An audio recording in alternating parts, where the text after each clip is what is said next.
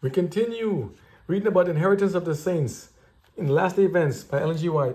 But God, and we continue by showing, oh, I like this car. This is our Mazda. It's a beautiful vehicle. You know, I didn't like it at first when it first came when the design was there. I'm like, I don't like this piece about the lip in the front. I don't like the way the light turns. I don't like the way it did. And then I'm like, I had the other one. I had the first one in 2016, and then I'm like, I don't like it. And then I'm like, I like the back. I'm like, it's so different. It's such a different. It's not what I'm used to. It's different than the one I'm used to. You know, I'm used to the other one. I like the other one. I didn't like the rims. I like, and then the models came out in 2017 to change, and then it changed and changed, and I'm like, and then I'm like, as time went on, I'm like, I actually like it. Now I actually don't want to part with it. So I'm like, did the designers of Mazda know beforehand that this was going to be make a hit? They didn't tell us it's going to be better. They praised it. I'm like, I'm still waiting now even for the 2025 to come. I want to see how new they make it because I want a panoramic roof. This one doesn't have it. But it's like, it's good enough in the meantime. It does the job. It's a beautiful vehicle. That's one of God to nobody scratch when you put the cars next to each other, right? I like it though. I love the tires, 2 Continentals. Why I say all this stuff? What is this about a car? It's a religious stuff. What is it about? Even when you watch it in the Sabbath, anything else, you can't talk about these things, in a godly form, because I'm leading to something. What I'm trying to say is that just as how, let's turn to my big head so you see what I'm talking about.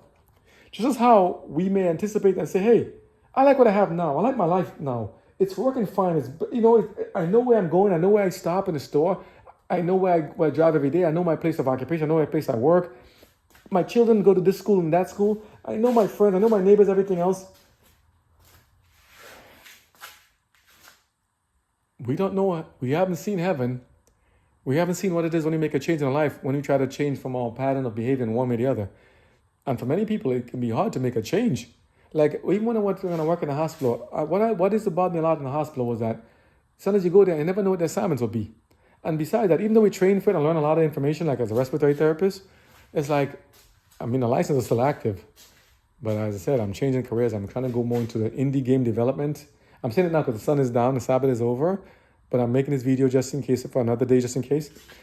I want to make indie game development and stuff, and I want to also make things. We want to grow the business of matttobe.com, to sell online sales of graphic shirts and t-shirts and apparel and stuff. And we also want to make a lot of things here of scripture. I want to put scripture on shirts and hats and hoodies, also on cups and jugs and mugs. We want to do that. So if you take a look, now it's not Sabbath, so you can look, www.matttobe.com, MATIBY.com. We're going to make games, and some games that they already posted there, published on www.matttobe.com. You can even scan the QR code if you can catch it on the phone. There are many things that we plan to do, and all by grace of God. We sell also silver fox scissors with our friend Barbecue, who so gratefully and so wonderfully has helped us to kind of get this stuff started on the ground, off the ground. He's helped us in so many ways, and the sign is kind of crooked. I was like, but I'm like, like all these things, we don't know what we hold for the future. So we occupy until it comes. Will it work? Will it be successful? I don't know. Look at the video. Will it work? I don't know.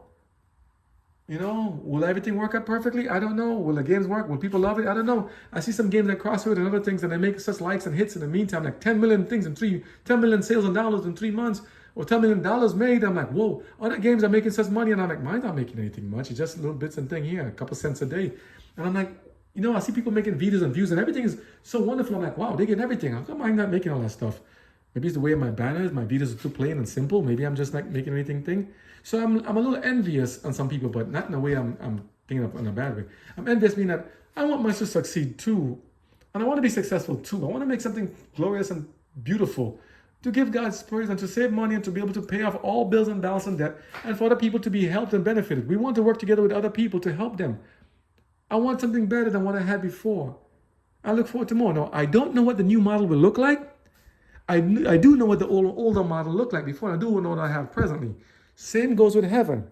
I don't know what heaven in full will entail. Though I have ideas. I got glimpses of what they said it will be like from Ellen G. White's writings and from the stuff we've seen, like in the cars. They give us little tidbits and little sneak peeks. But we don't know fully yet.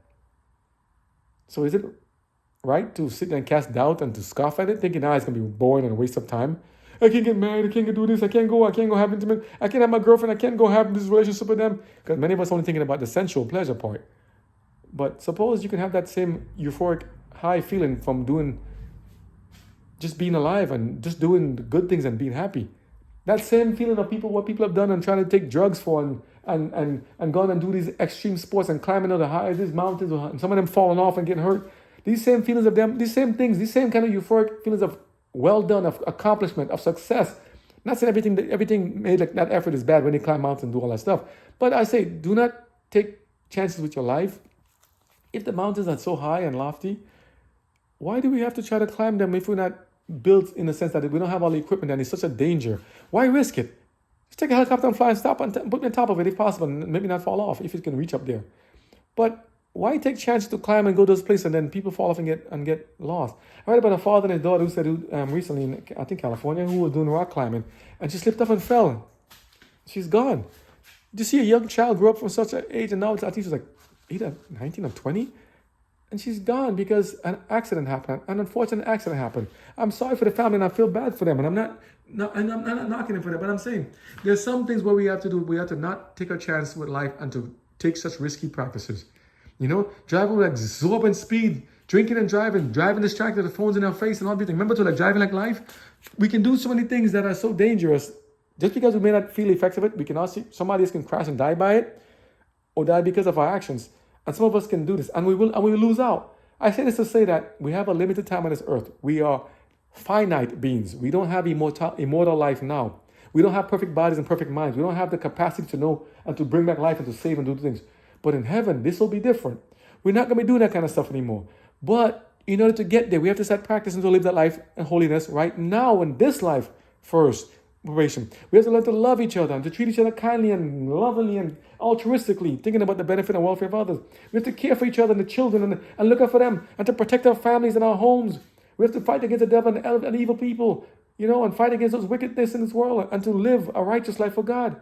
We have to love God even now. Even when life is not perfect, when we have ailments and pain and aches and gray hair and no hair and missing teeth and no teeth and headaches and pain and ailments and all kinds of stuff. How many people have died of cancer and all kinds of disease of the body, diabetes, heart disease, brain issues, water in the brain, all kinds of stuff. We're dying of everything you can think about. Insect bites, snake bites, animals, run over, swords. You name it is happening. There used to be a reggae song. 6 million ways to die. Name one. It can happen. What about this unfortunate thing of the people who went in the submarine a couple of years ago and tried to go as deep as they can, and then the submarine exploded at certain depths with some rich people and got in there. And some people brought their family members with them. Many people take a lot of, how to put this? Some people have so much. And I think I wonder sometimes, if they had used the funds and things they have to do things to spread it in a better way of not trying to have something so seclusive and exclusive to them, could it have been different? I'll ask it in a question. Could it have been different, the ending? What about some people who have like 10, 20 different homes? And some people have nothing, not even a place to stay and live. Not even a food to eat for the night or dwell. Some people have so much they just toss it out the window. It's just excess. We have to think about those things.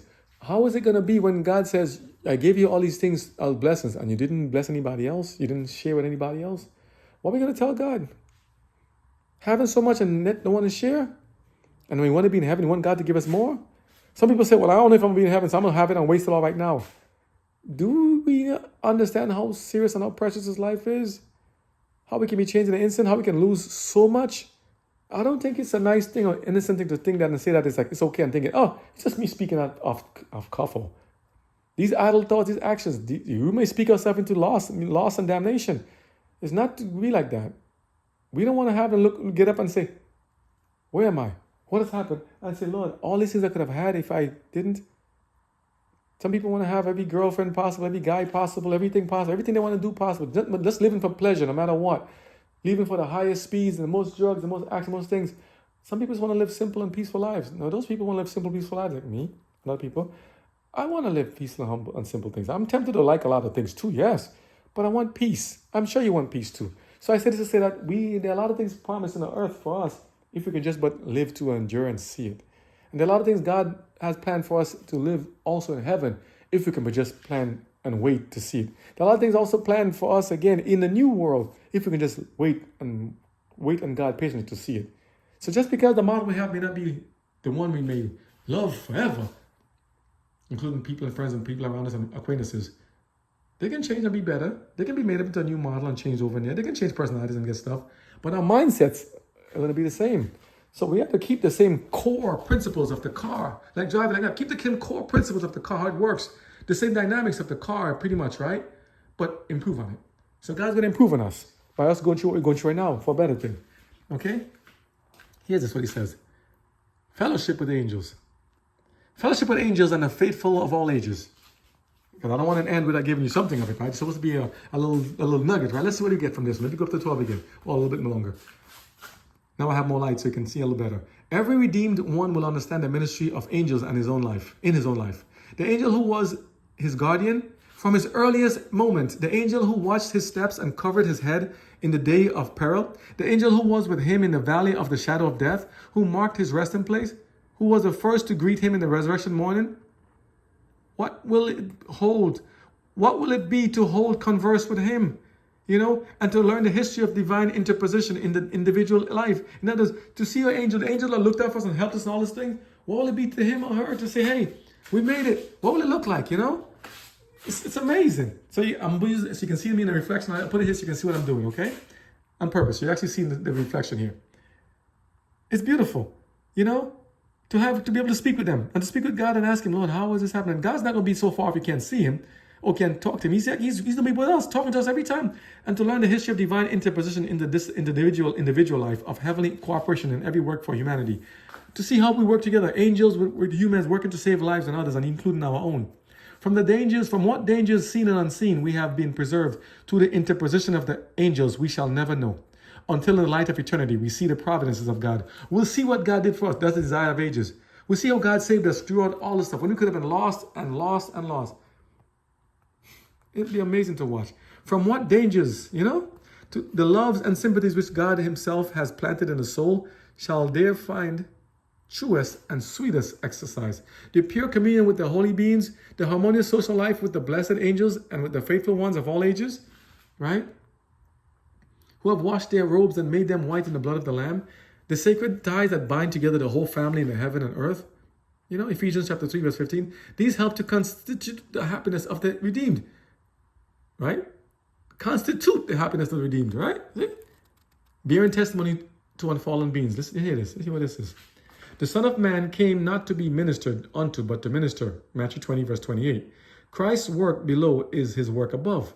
And the reward, right? And our reward for working with him in this world will be the greater power and wider privilege of working with him in the world to come. Ye are my witnesses, saith the Lord, that I am God. Isaiah 43, verse 12. This also we shall be in eternity.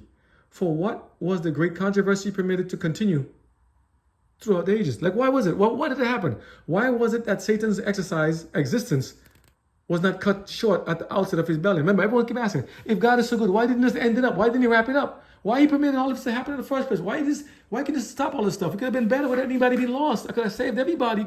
I mean, why did he do it? That's what happened. That's what she says. It was that the universe might be convinced of God's justice in dealing with evil. Read it together. It was, why didn't God stop at everything? Why was it that Satan's existence was not cut short at the outset of his rebellion? It was that the universe might be convinced of God's justice in his dealing with evil. Do we understand how significant that phrase is? We will have our own minds, our own thoughts, our own actions. We'll be able to think as freely as God is thinking freely. Not say like exactly like how he does, you know what I mean? But I mean that we can be like how we're talking now and thinking on our feet and thinking and doing things like this. We can have the same mindset to be the same, to be individually us, to be individually, uniquely us.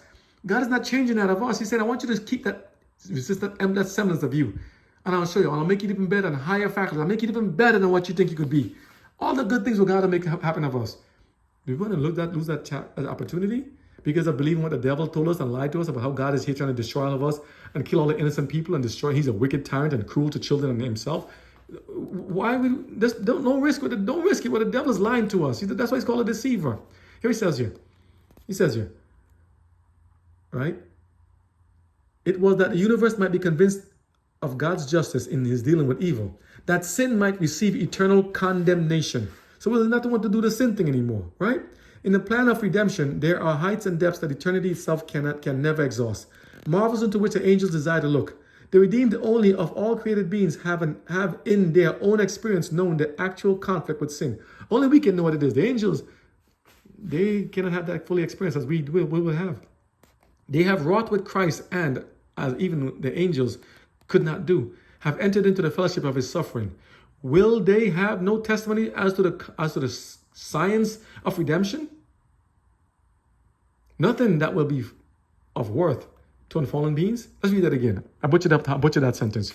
It says here, it's a big sentence. Let's read it again. The redeemed only of all created beings have in their own experience known the actual conflict with sin. They have wrought with Christ, and as even the angels could not do, have entered into the fellowship of his suffering. Will they have no testimony as to the science of redemption? Nothing that will be of worth to unfallen beings? Like in other words, what will they tell us about what they've seen and experienced? But what about us? What we have to tell them? You know, what can we tell the people? What we have gone through? Let's see. Praising God in rich, melodious music. Right? It says here, there will be music there and song, such music and song as save in visions of God, no mortal ear has heard or mind was conceived. The song which the ransomed ones will sing, the song of their experience, will declare the glory of God. Great and marvelous are thy works, O Lord God, the Almighty. Righteous and true are thy ways, thou King of kings and King of the ages. Who shall not fear, O Lord, and glorify thy name? For thou only art holy. Revelation 15 verse 3. You know, there is one angel who always leads, who first touches the harp and strikes the chord. Then all join in the rich, perfect music of heaven. It cannot be described. It is melodious, heavenly, divine. Not as a man of sorrows, but as a glorious and triumphant king. He, Jesus, will stand upon Olivet, while Hebrew hallelujahs mingle with Gentile hosannas, and the voices of the redeemed are as a mighty host shall swell the acclamation. Crown him, Lord of all. Desire of Ages, verse 830. It's a lot coming in there. What else are we going to do? Let's go search out the treasures of heaven. Let's search it out. Next video.